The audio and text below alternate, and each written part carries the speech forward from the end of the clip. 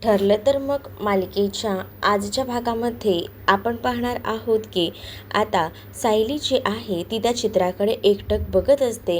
तेवढ्यातच कुसुमताई तिला म्हणत असते, स्वतःच काढलेल्या चित्राकडे काय एवढं निरखून बघायचं असतं ना, खरंच कळत नाही. अगं मधुभाऊ सांगायचे, लहान असताना तू अशी भिंतींवर चित्र काढायचीस आणि हेच तुझं चित्र शेवटचं होतं इथलं, असंही आता म्हटलं जातं. जेव्हा या सगळ्या गोष्टी आता बोलल्या जातात ना, तेव्हा मात्र आता सायली विचार करते की प्रत्येक वेळेला सगळंच कसं सारखं असू शकतं. म्हणजे ती हाही विचार करत असते की प्रत्येक वेळेला योगायोग कसे घडू शकतात सगळं सेम होण्याचे, आणि त्यामुळेच ना थोडा विचार आता ती करत असते.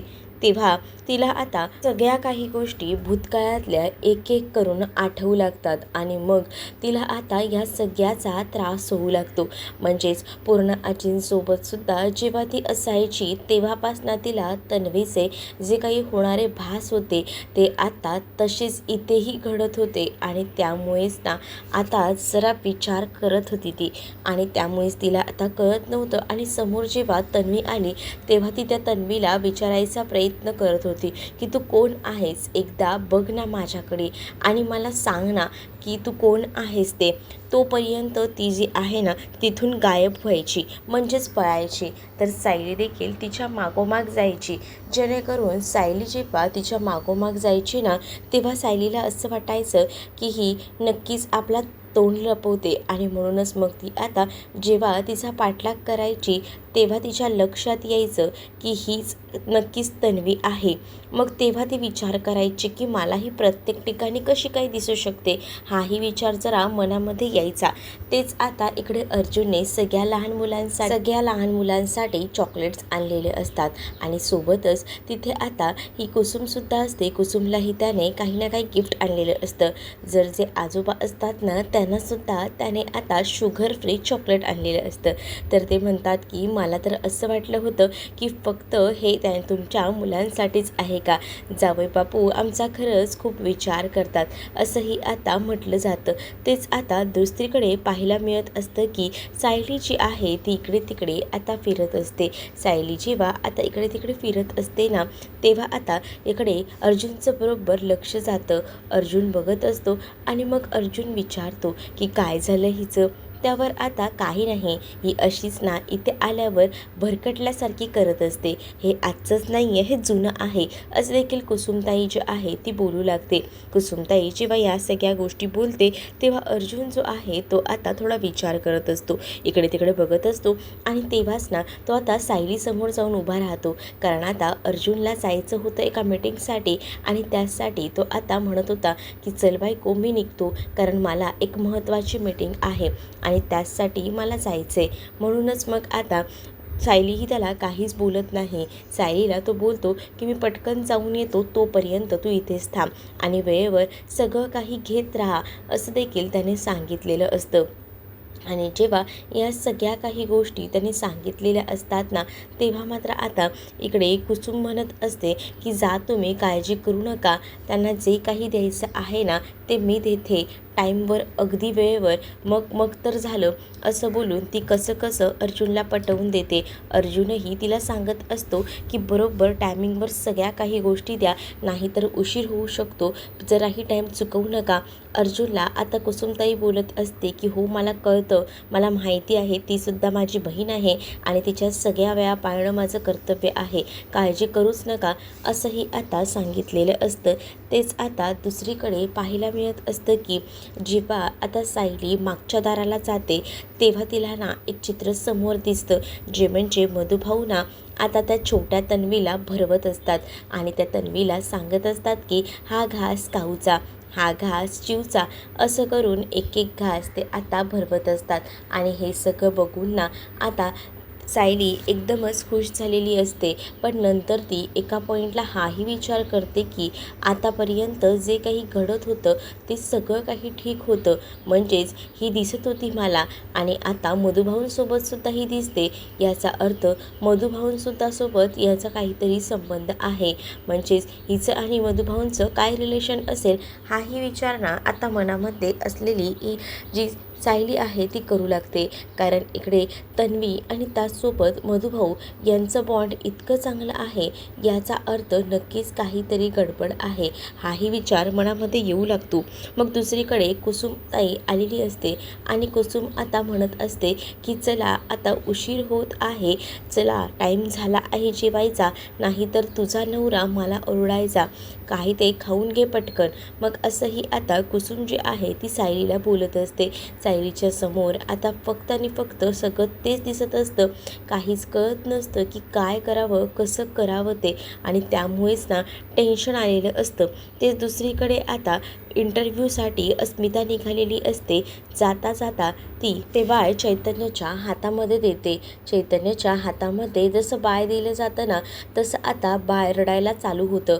मग ती पुन्हा मागे येते. मागे येऊन ती आता बाळाला हातात घेते आणि ती म्हणत असते की काय होतंय तुला, नको ना रे स्मित रडू, काही प्रॉब्लेम आहे का तुला, बोल. मग आता इकडे चैतन्य म्हणत असतो की अगं तू जा ना, नको काळजी करूच, आम्ही आहोत ना, आम्ही बघतो, असंही आता म्हटलं जातं.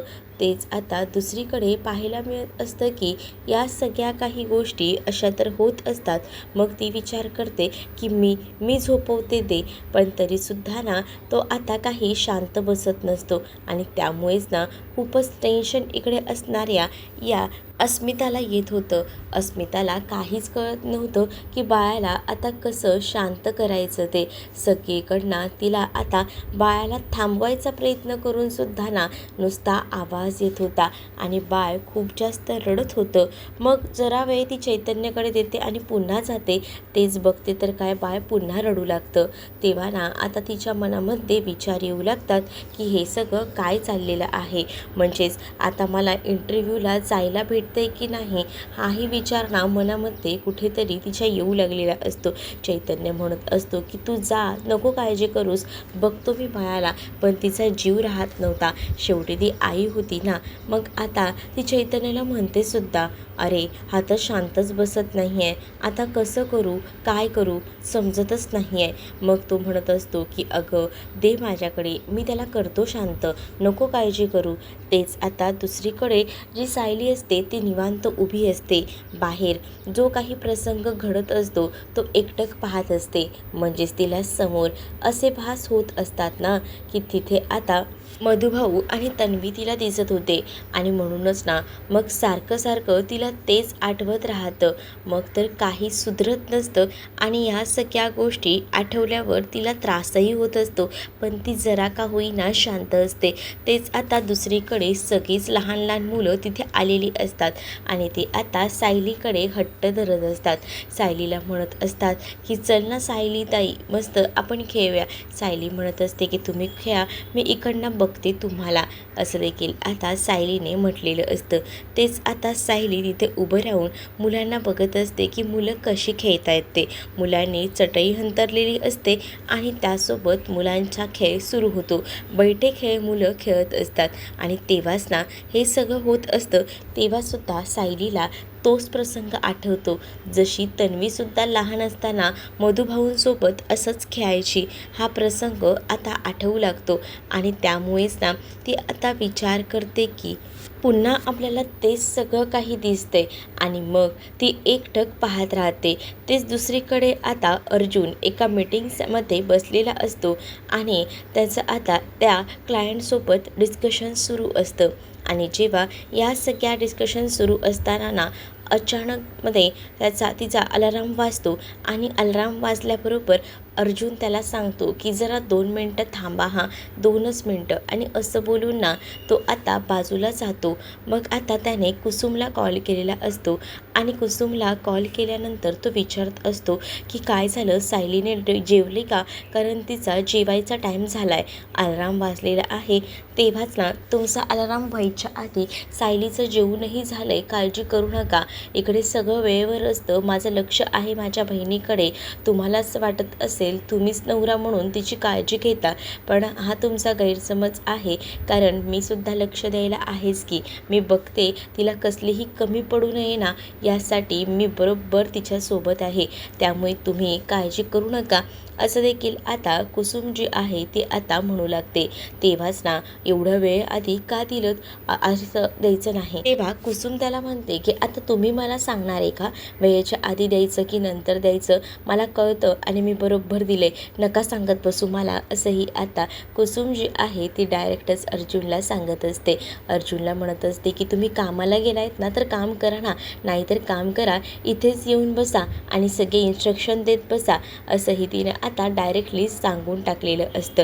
त्याबरोबर आता इकडे असणाऱ्या अर्जुनची तर बोलतीच बंद होते. काय बोलावं काही सुधरतच नसतं. त्यानंतर आता अर्जुनने कसाबसा कुसुमचा फोन कट केलेला असतो. तेच आता इकडे सायली ना समोर असलेल्या त्या दोघांकडेही बघत असते, कारण तिला ना समोर आता तन्वी आणि त्याचसोबत मधुभाऊ दिसत असतात. मधुभाऊ जे आहेत ना ते आता बघत असतात आणि मधुभाऊ आणि तन्वी मिळून दोघंही जण ना आता झाडांना पाणी घालत असतात.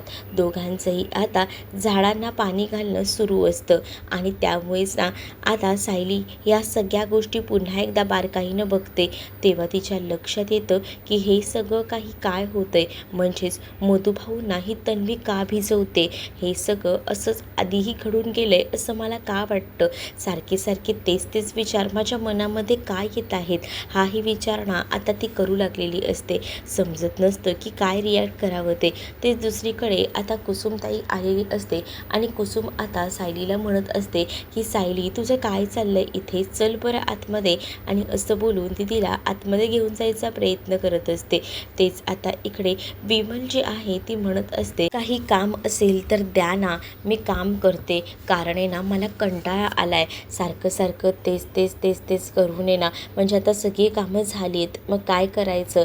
मग तेवढ्यातच ना अश्विनही आलेला असतो. अश्विनला आलेलं बघून इकडे आता कल्पना अश्विनला म्हणत असते की बरं झालं अश्विन आलास तू, चल ना आमच्यासोबत थोडा गप्पा मारत बस. त्यावर अश्विन म्हणतो की मी जरा दमलोय मम्मा, मी जरा बेडरूममध्ये जाऊन ना थोडा आराम करतो, असं बोलून तो आता तिकडनं निघून जातो. पण दुसरीकडे ना कल्पनाला कळतं की काहीतरी झालंय, म्हणजे जसा तो रूममध्ये जातो ना तसा आता आवाज यायला सुरू होतो, काहीतरी जोरात आपटल्यासारखा. मग लगेच कल्पना रूममध्ये जाते. रूममध्ये जाऊन पाहते तर काय, इकडे जो अश्विन आहे ना तो त्याच्या रूममधलं सगळं सामान अस्ताव्यस्त करतो, इकडे तिकडे फेकून देतो, कारण त्याची ना खूप जास्त चिडचिड होत असते. त्याला आता समजत नसतं की काय करावं. तेच त्याने तिथे असणारं काहीतरी हातात घेतलेलं असतं, जेणेकरून त्याच्या हातात ना खूप जास्त रक्त येऊ लागतं. कल्पनाला तर आता भीती वाटत असते की अश्विनला हँडल करायचं तरी कसं. तेच दुसरीकडे आता पाहायला मिळतं की मधुभाऊ जे आहेत ते अजूनही गाढ असतात आणि तेव्हाच ना तिथे आता सायली त्यांना जाऊन काही प्रश्न विचारत असते. सायली त्यांना म्हणत असते की मधुभाऊ सध्या ना मला काय होतंय काहीच कळत नाही आहे, म्हणजे सारखे ना मला तन्वीचे भास होत आहेत. तुम्हाला सांगते जेव्हापासनं ना हे सगळं घडलं आहे, म्हणजे पूर्ण आजींच्या समोर मला तन्वी बनायचं नाटक करायला लागलंय ना, तेव्हापासनं मला ना सगळेच भास व्हायला लागलेत. म्हणजे मला सतत सतत तेच आठवत राहतंय की काहीतरी तन्वीचा आणि माझा संबंध आहे, कारण प्रत्येक गोष्टी कशा काय मॅच होऊ शकतात तन्वीच्या आणि माझ्या, काहीच कळत नाही आहे. मला ह्या प्रश्नांची उत्तरं हवी आहेत. म्हणजे तुम्हाला सांगते आम्ही आता देवळातही गेलो होतो, तिथेसुद्धा मला तेच सगळे भास होत होते. तेव्हापासून मला ना कळत नाही आहे की इथे आल्यावरसुद्धा मला तीच दिसते आणि ती तुमच्यासोबतसुद्धा मला दिसते, कारण एवढं प्रत्येक वेळेला कोणताही जो काही समज आहे तो गैरसमज तर नसू शकतो ना, म्हणूनच ना थोडी आता भीती वाटते. काय करू मधुभाऊ, काहीच समजत नाही आहे. मला या सगळ्या प्रश्नांची उत्तरं ना तुम्हीच देऊ शकता. प्लीज मधुभाऊ द्या ना मला तुम्ही माझ्या ह्या प्रश्नांची उत्तरं. तुमच्यामुळेच माझा सगळा काही जो समज आहे तो दूर होणार आहे. तुम्ही जर माझ्या या प्रश्नांची उत्तरं दिलीत ना तर सगळीच कोडी सुटतील, कारण सध्या सारखं मला तेच वाटतंय की काहीतरी संबंध आहे. पण काय ना त्याच्यामुळेच ना काही कळत नाही आहे. प्लीज ना मधुभाऊ, तुम्ही तरी मला काहीतरी संकेत द्या, जेणेकरून मला समजेल की मीच तन्वी आहे. कारण मला सारखे तन्वी असण्याचे भास होत आहेत. खरंच मी तन्वी आहे का? सांगा ना मधुभाऊ. कारण सध्या ना मी जेव्हापासनं तन्वी असण्याचं नाटक करते ना तेव्हापासून ना सारखं मला तेच भास होत आहेत. काय करू मला समजत नाही आहे. मधुभाऊ, माझ्या मनामध्ये काहूर माजलेला आहे. प्लीज तुम्ही काहीतरी संकेत द्या, त्यावरनं तरी मला निदान समजू शकतं की काय होतं आहे आणि काय नाही ते. आणि तेव्हाच ना मधुभाऊ जे आहेत ते आता इकडे सायलीकडे बघत असतात. सायलीला डोळे मिचकावून किंवा काही ना काही करून संकेत तर हवा असतो आणि त्यासाठी आता सायली जी आहे ती आता मधुभाऊंकडे आशा लावून बसलेली असते. आणि ती मग आता मधुभाऊंना म्हणत असते की मला खरंच ना मला ह्या सगळ्या प्रश्नांची उत्तरं हवी आहेत आणि ती मला कुठेही दुसरं कोणी देणार नाही, मला तुम्हीच द्यायची आहेत ही उत्तरं, असं देखील आता म्हटलं जातं. तेव्हाच ना इकडे सायली मधुभाऊंकडे आशेने बघत असते. तेव्हाच मधुभाऊंच्या हातात ना जिथे तो तांब्या ठेवलेला असतो तो खाली पडतो. तो तांब्या खाली पडल्याबरोबर ना आता सायली माघारी येते. सायली म्हणत असते म्हणजे मीच खरी तन्वी आहे. मधुभाऊंनी डोळ्यांनी इशारा करून सांगितलेलं असतं हो. मग आता सायलीला इथे जराही वेळ थांबायचं नसतं. कुसुम आलेली असते. कुसुम तिला विचारते की काय झालं आहे. त्यावरती कुसुमला म्हणते की काही नाही मी येते आणि असं बोलून ती जाते. तर कुसुम लगेच आता ह्या सगळ्याबद्दल अर्जुनला सांगू लागते. अर्जुन म्हणतो पण ती कुठे गेली, तुम्ही विचारलं नाही का? तर आता कुसुमताई म्हणते की नाही मला माहिती, ती डायरेक्ट निघून गेली. तर इकडे आता अर्जुन जो आहे तो टेन्शनमध्ये येतो. तर तुम्हाला हा भाग कसा वाटला आहे नक्कीच मला कमेंटमध्ये सांगा. असेच अपडेट पाहण्यासाठी चॅनलला सबस्क्राईब करा.